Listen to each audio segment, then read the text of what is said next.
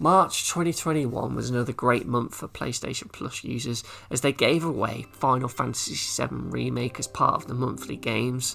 So naturally, as soon as I finished downloading this bad boy, I fired it up and began playing through the game. Starting to think about the trophies, I wondered whether or not I could get the Platinum trophy in this, and after several weeks of playing the game, I did eventually unlock that Platinum. But just how was that Platinum journey? Was it a good one? Was it fun to do? Or was it really frustrating and bullshit? Well, luckily, I'm here to let you know whether you should Platinum Final Fantasy VII Remake. So, after beating up Sephiroth at the end of the game, I have finally beaten Final Fantasy VII Remake, or at least the first part of Final Fantasy, and upon completion I unlocked Chapter Select and Hard Mode, and this first playthrough took me a total of 26 hours to get through, which is quite short for an RPG. So along the way I unlocked several different trophies. There was quite a few simple bronze trophies for doing various simple things within combat situations, such as staggering an enemy for the first time, using an ability with the ATB gauge for the first time, as well as other combat situations like when you first use a summon to basically summon a mythical creature to aid you in battle. You'll get a trophy for that, and there's quite a few like that you'll just naturally get as you play through the game and do various fighting styles and moves. There's also one for just freeing someone on your team that gets grabbed by an enemy, and this is one that you'll get plenty of opportunities to unlock through the many battles you go through. There was also some trophies that I unlocked, such as ones for completing various side quest missions throughout the game, as well as for taking part in some of the mini-games that are scattered around throughout certain sections and chapters of the game's campaign, as are the combat challenges, and if you do one of those you'll get a simple bronze trophy for your troubles. The rest of the trophies that I got in my first playthrough were related to story-based progression ones, as the game will just chuck 18 of these at you for completing each of the game's 18 chapters, though sadly they all unlock as the cutscene fades to black, so any trophy screenshots you have will just be of a black screen, which is a bit annoying. So at the end of the first playthrough, I unlocked 42 out of the 54 trophies in the game. But what about the other trophies? Well, I'm not going to go through every single one, but I am going to talk about some of the ones that annoyed me. And one of those was the Heavenly Dart player, which requires you to get the highest score in the darts minigame. And this was one of the first ones that I thought was bullshit, and it's one of the earliest ones you can get in the game. It happens in one of the early chapters when you go back to Tifa's bar, and she eventually has an avalanche meeting underneath the bar, and she leaves you at the top to just wait around for her. And one of the activities you can do is this darts minigame. But in order to unlock this trophy, you need to come first and get the highest score out of everyone who's played it. But in order to do that, you have to get, I think, like 7 darts worth of points, which basically requires you to get about 6 bullseyes in a row and then get your next dart to be the one that just gets the final few points. And this is actually really awkward just because of how it works. So when you start, you'll see this little target crosshair on the screen, but it's always moving around, wobbling and going up and out of focus. So you have to try and get the timing right when the circle is at its smallest, so when you throw it, the target is mostly likely going to hit what you've actually aimed at. And it's just really awkward to try and get like 6 of these perfect darts in a row on the bullseye in order to get this trophy. So it will definitely require you to do it a couple of times before you finally get it nailed down, because it definitely annoyed me trying to do this in a row. Another frustrating trophy that you can easily miss during the early part of the game is the Biker Boy trophy, which requires you to complete the bike minigame section without taking too much damage. I think it's about 80% health left by the end of the section, and this is like an on the rails bit where you're on the bike and you have to fight various other bikers who are chasing you, and they will do loads of different attacks, and your best bet is to sort of just block constantly and then drive at the left side of the track and just sort of stay there and hide. It's a really sort of awkward one to get because the bike section is really long, so if you end up taking too much damage during the first part or even the boss bit at the end and fail, you're in for like a good 10-20 minute section to replay in order to try and get the trophy again. So that is a very frustrating one to try and do if you don't get it first time. Next up are ones related to this like whack-a-box minigame. There's one that you'll get for just completing one that's quite easy. There's another one that you might find tricky. It requires you to get 30,000 points for the Whack-a-Box Wonderland trophy. So this is basically a little minigame where you have to smash cubes to get points, and you basically want to try and get the ones with the clocks to get more time, and then use your ATB bars to smash these giant blue ones so you can get past them quick enough. With a bit of practice you'll easily get it, but it will be one that might be frustrating for certain players and easy for others, so I wanted to mention it here. Another trophy that I found a bit problematic, well, that's a bit of an understatement to be honest, one that was really annoying, was the Sultan of Squat trophy, which occurs in the gym in the game, which you'll naturally come to as part of the story. So it's a little mini game that requires you to kind of do like a little quick time sort of game where you press buttons that appear on screen in a sequence, and this sequence will stay the same but it will get faster and faster, and the window of opportunity to press each one gets smaller and smaller.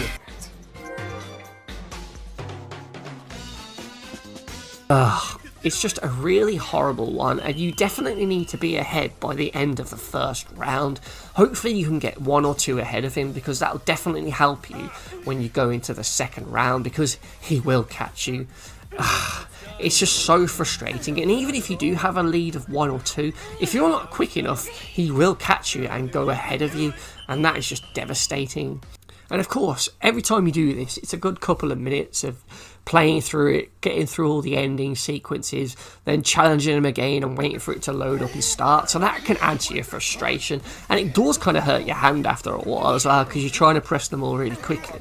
And every time you play it again, the order of the buttons to press will also change. So you might have a really good rhythm at one point, and then you end up confusing it for the button order from the last round you tried, and that just confuses you even more. So you've always got to be aware of what you're pressing and where, and in what order. It just makes it even harder than it needed to be. If it was the same order each time, you could kind of get a pattern down and a rhythm down and nail it, but the fact that it mixes it up each time you retry it just makes it even harder. And trust me, you'll be seeing that failed, defeated screen again and again and again, and it is just soul destroyed, to be honest. And it really starts to piss you off after a while, because you just blatantly know that he's just rubber banding to catch you up.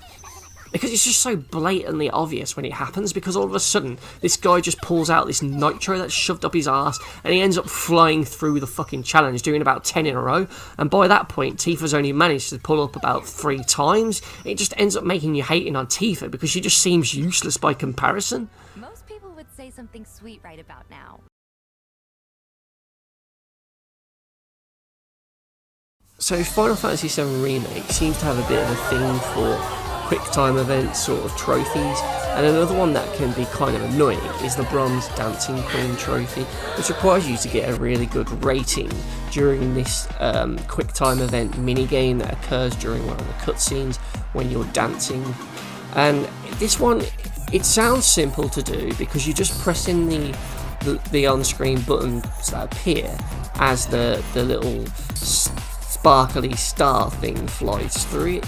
But what makes this one really awkward and bullshit is just how awkward it is to try and see some of these symbols that appear on screen and the glowing shooting star thing that goes through them to signify when exactly you should press them, because of how fast and awkward the camera cuts and changes the angles, and the fact that Cloud and the other guy who is dancing can easily block these symbols, so it just becomes really awkward to try and keep track of where the shooting star is in relation to the symbol, and just when exactly you should do them.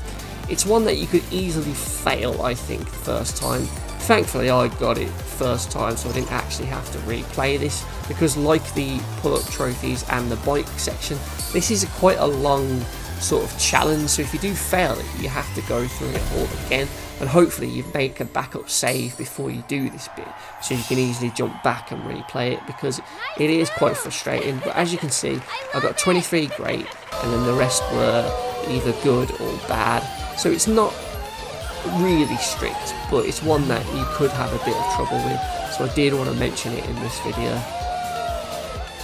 Another trophy that may be of some concern to someone who wants to go for the platinum trophy in this game is the silver disc jockey trophy, which is a collectible one, unfortunately. It requires you to find 30 musical discs throughout the game, and you can find these in various vending machines that you can purchase the song from, or shopkeepers will give you them, or various NPCs sometimes will give you one if you go and speak to them, and they'll give it you for free. The songs are always fairly cheap, so you don't need to worry about saving money for them, as they only cost a couple of $100 and for the most part they're easy to find, and thanks to chapter select you can easily jump back and get the ones you missed. Another collectible trophy is the silver intelligence agent trophy, which requires you to complete all of Chadley's battle reports.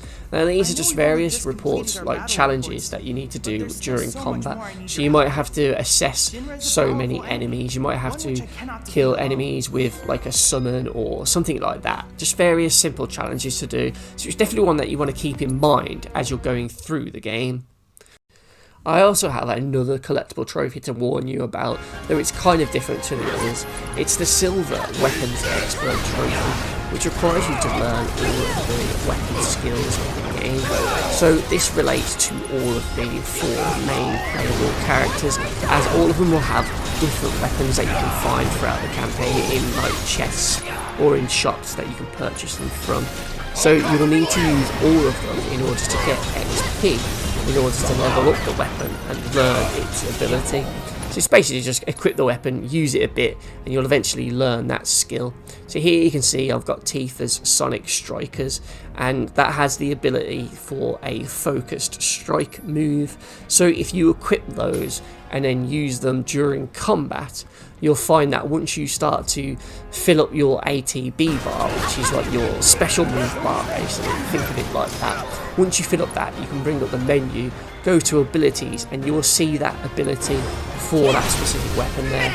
And once you use it and start to get kills with it, you'll eventually see that you'll get a proficiency bonus, and this bar on the weapon will start to slowly fill up with the blue colour. And once it gets full up, after you've used it so many times, you'll eventually have leveled up that weapon and learned that weapon's associated skill. And you've basically just got to do that with every weapon in the game. So you'll find the weapons in chests, or you might find them for purchase in shops. So it's just a case of going through and getting them all. And I think some of the weapons can only be obtained in the hard mode playthrough, so it's not one that you can get in the very first playthrough, but it's definitely one that you need to work towards as you're playing through the game and going for that platinum trophy, because otherwise you'll have a long grind to go back and get them. Likewise, the Silver Master Mimicry is another trophy that is sort of a collectible one, and one that you can easily miss and have to go back via chapter select. So this requires you to learn enemy skills, but in order to do that you need to get the enemy skill materia equipped on your character, and it's very vague which skills you can learn.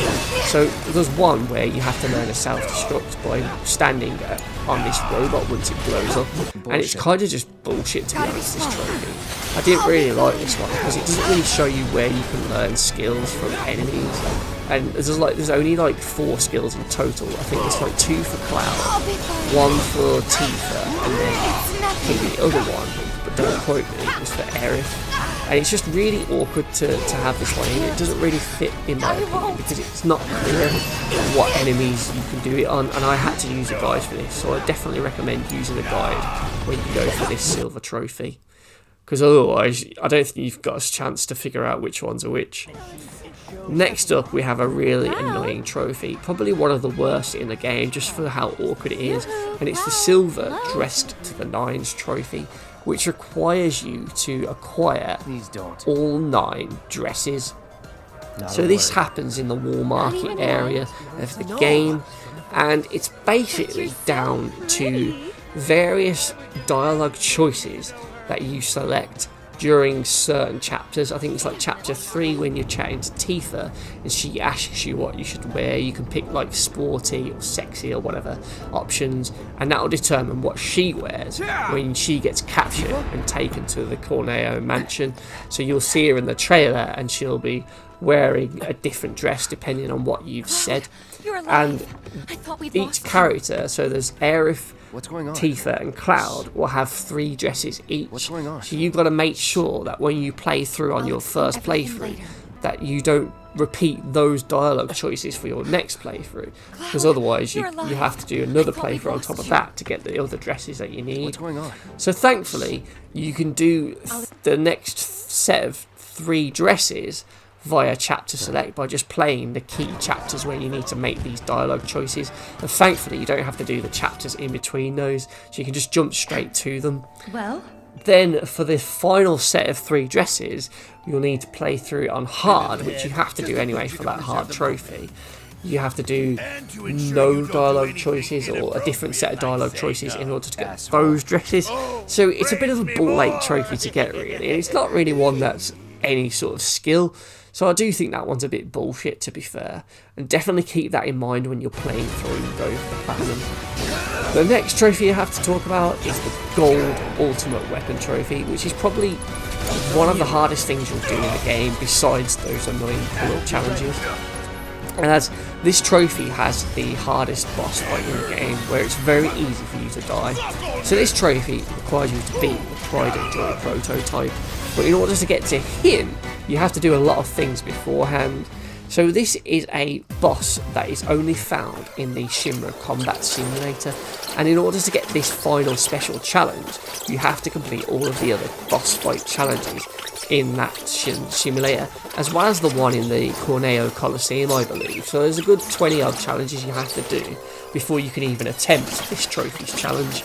So this Ultimate Weapon challenge is actually a series of 5 rounds where you'll go up against all of the summons in the game. So you'll start off facing off against Shiva, and then you'll have to defeat the Fat Chocobo, and those 2 aren't too bad once you've leveled up your character to 50 and gotten all of the good materials.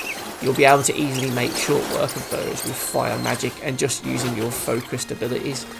The 3rd round is where it starts to get a bit annoying as you face off against the Leviathan, and this for me was a really long fight. It probably took me about 20 minutes to clear this part of the fight, and you've still got 2 more rounds to go then. And if you die at any point, you restart the challenge from the very beginning, and that can get really frustrating. Once you finally defeat the Leviathan, you get to the Bahamut stage, and this is where you can just die in like one hit if he manages to pull off his special move. So you'll want to just abundantly destroy him with fire magic straight away. Once you defeat him, you get to fight the Pride and Joy prototype, and he's actually the easiest one of all, which is quite funny. But that is very much the hardest thing you can do. If you can beat that boss fight, you can beat hard mode. And I would definitely recommend you get the Ultimate Weapon trophy before you do your hard playthrough, as completing that challenge will reward you with a really good accessory that allows you to enter any battle with a fully charged limit break for whoever is wearing that accessory. So it's one that will come in very, very handy during the hard mode playthrough, as it is quite hard in places, because there are certain bosses where you can easily get smacked around, and on hard you can't actually use any items, so you can never use like potions to revive yourselves, or like heal yourselves, or replenish your magic points. So you have to be very careful of how much damage you're taking in fights and how much magic you're using in fights, because if you're using magic on all the basic enemies, by the time you get to the boss of that chapter you might not have much magic left. I did find there was a trick where if you smash those crates that have certain things in them. Sometimes you'll get the MP upgrade, and if you see that it gives you MP, just save the game, reload that save. The box will be there again for you to smash and get the magic points back. So you can just build it up that way if you get really desperate and need to.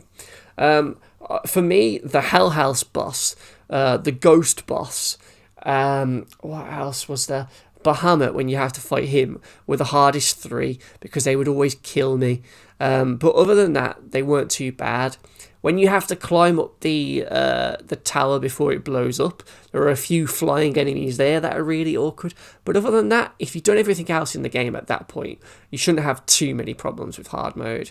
So with that being said, all that's left to do is give it a final rating of whether you should plat it, play it, or just downright avoid Final Fantasy VII Remake.